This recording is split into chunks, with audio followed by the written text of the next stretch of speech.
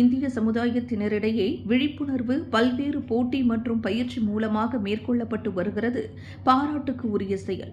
குறிப்பாக இந்திய இளம் கால்பந்து ஆட்டக்காரர்களை அடையாளம் காணும் முயற்சியாக தமிழ் பள்ளிகளுக்கு இடையில் மாநில மற்றும் தேசிய ரீதியில் கால்பந்து போட்டியாக தொடர்ச்சியாக நடத்தி வரும் மிஃபா எனும் மலேசிய இந்திய கால்பந்து சங்கம் மிக சிறப்பான பங்களிப்பை ஆற்றி வருகிறது.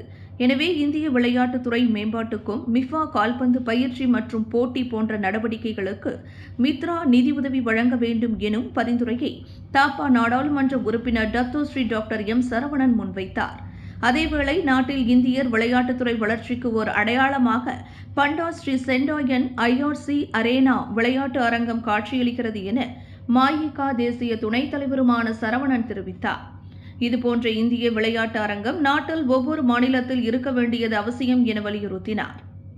முன்னதாக இங்கு ஐஆர்சி விளையாட்டு அரங்கில் ஐஆர்சி மற்றும் மிஃபா இணை ஏற்பாட்டில் நடைபெற்ற நெஹ்ரு செம்பிலான் மாநில அளவிலான ஐஆர்சி கிண்ண கால்பந்து போட்டியை தொடக்கி வைத்த அவர் கால்பந்து துறையில் ஆர்வம் கொண்ட இந்திய மாணவர்களை பள்ளி அளவில் கால்பந்து பணியை உருவாக்கி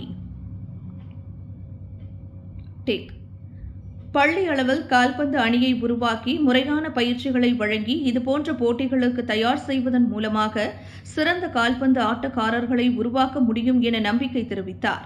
முன்னதாக பேசிய மிஃபா தலைவர் அன்பா 11 மாநிலங்களில் இப்போட்டிகள் நடத்தப்பட்டு வரப்படுகிறது என்றும் மாநில அளவில் இப்போட்டியை நடத்துவதற்கான செலவு 50,000 ரிங்கிட், அதேவேளை இப்போட்டியை தேசிய அளவில் நடத்துவதற்கான செலவு குறைந்தது 2,80,000 தேவைப்படுகிறது என அவர் குறிப்பிட்டார். இதனிடையே மிஃபா துணைத் தலைவர் ஏஎஸ்பி ராஜன் கூறுகையில் கடந்த 14 வருடங்களாக 12 வயதுக்கும் கீழான மாணவர்களுக்கு குறிப்பாக தமிழ் பள்ளி மாணவர்களுக்காக ஏற்பாடு செய்து வருகிறது என குறிப்பிட்டார். இப்போட்டிக்கு தலைமையேற்றுள்ள ஐஆர்சி கிளப் துணைத் தலைவர் பழனி இவ்வாண்டு மொத்தம் 50 அணிகள் இம்மாநில தமிழ் பள்ளிகளில் இருந்து களமிறங்கியுள்ளது. அவர்களில் 16 அணிகள் பெண்களை ஆட்டக்காரர்களாக கொண்டுள்ளது என்று அவர் குறிப்பிட்டார். அப்புறம் இந்த நாட்டு இந்தியனுடைய வரலாற்றில் முதல் விளையாட்டு அரங்கம் வந்து டிபிசி.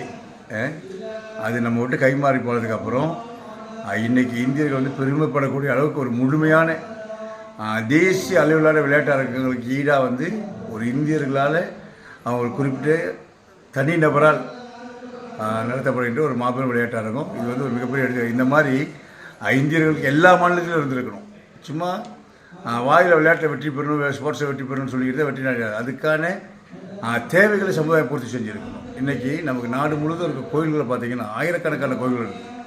ஆனால் இந்த மாதிரி விளையாட்டு அரங்குகள் இந்த இடத்துல இல்லை. இது மாதிரி நாடு முழுவதும் இருந்திருந்தால் இன்னும் அதிகமான விளையாட்டு அரங்குகளை உருவாக்கியிருக்கலாம். இது வந்து மிகப்பெரிய ஒரு எடுத்துக்காட்டு.